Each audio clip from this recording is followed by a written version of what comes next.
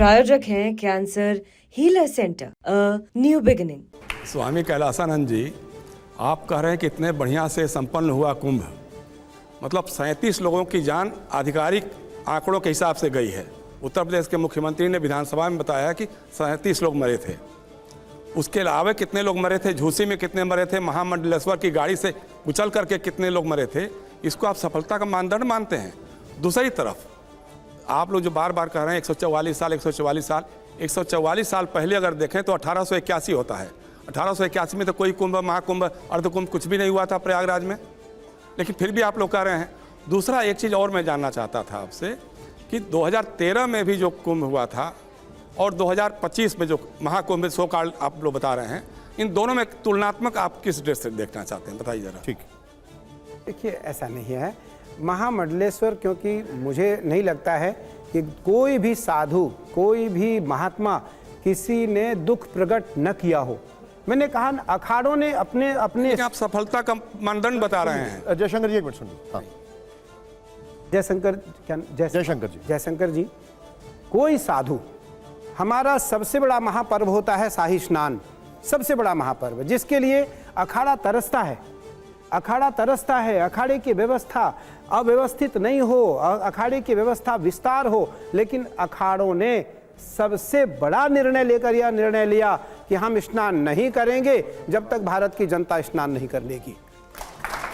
आम जनमानस, इससे बड़ा दुख प्रकट नहीं हो सकता है मेरे दृष्टि में, एक बात। दूसरी बात, अखाड़े के महामंडलेश्वरों के गाड़ी के द्वारा किसी व्यक्ति का कोई जनहानि नहीं हुआ, बिल्कुल नहीं, क्योंकि मैं कुंभ में हूँ और कुंभ में हूँ। एक भी ऐसा नहीं है, हो सकता है आपको, क्योंकि मुझे लगता है आप अधिक विद्वान हैं, बुजुर्ग हैं, पढ़े लिखे हैं और अधिक आपको अनुभव होगा। मुझे तो लगता है मैं जीवन में पहली बार या दूसरी बार डिबेट में आया हूँ, पहली बार या दूसरी बार। लेकिन मेरा मानना है कि भारत का साधु, सर्वे भवन्तु सुखिनः, सर्वे सन्तु निरामयाः, सर्वे भद्राणि पश्यन्तु मां कश्चित् दुख भाग भवेत्। हम सबका भद्र, सबका कल्याण और सबको सुंदर देखना चाहते हैं, करना चाहते हैं, सुनना चाहते हैं, समझना चाहते हैं। अब मेरा नहीं स्वामी जी, मैं एक मिनट सर, काउंटर नहीं, मैं आपके पास आ रहा हूँ। एक सवाल जो सबके मन में है, और ये सवाल इसलिए ज्यादा परेशान करता है क्योंकि कुंभ में पहले कहा गया कि मुसलमानों की एंट्री बैन होनी चाहिए। अब कहा जा रहा है कि ब्रज में होली के दौरान भी मुसलमानों की एंट्री बैन होनी चाहिए। क्या कहेंगे आप इसमें? निशान जी, कभी देश में ऐसा नहीं हुआ। ये परिस्थिति आई क्यों, मैं ये जानना चाहता हूँ। ये परिस्थिति कहाँ से आई? ये परिस्थिति मुस्लिम परिवारों से आई है। आज बरेली में कोई, हम लोगों ने कभी कहा कि हमारे मठ मंदिर में कोई मुसलमान काम नहीं करेगा? हमने कभी कहा कि हमारा घर मुसलमान नहीं बनाएगा? आज कारपेंटर कौन है, आज दर्जी कौन है, नाई कौन है, धोबी कौन है, सब्जी बेचने वाला कौन है, दूध बेचने वाला कौन है, आज काम करने वाला कौन है? कोई बता दे, सब मुसलमान है।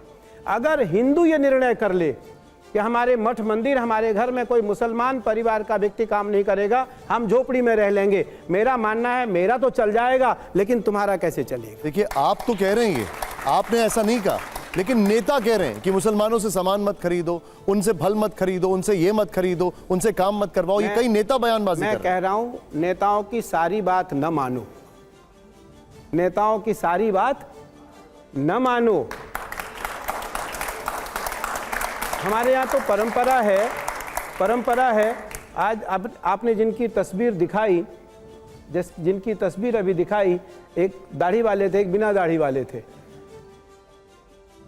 उनकी अगर बातों को लिया जाए, आज वो लोकसभा सांसद हैं, लोकसभा सांसद हैं, चुन करके आते हैं।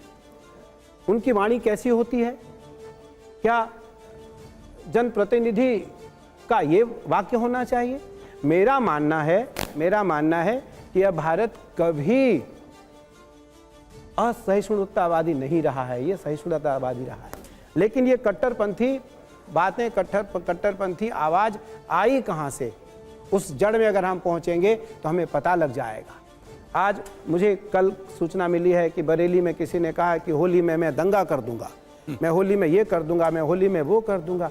अरे भैया, होली मेरा त्योहार है, और केवल होली हिंदुओं का त्यौहार नहीं है। आप परंपरा को अगर आगे जा करके देखेंगे तो रंगों का त्यौहार है, मिलन का त्यौहार है, पारंपरिक त्यौहार है, परंपरा का त्यौहार है। मुसलमान भी होली खेलते थे। मैं भी यही कह रहा हूं कि अमीर खुसरो की एक परंपरा प्रश्न है, बनता रहीम दास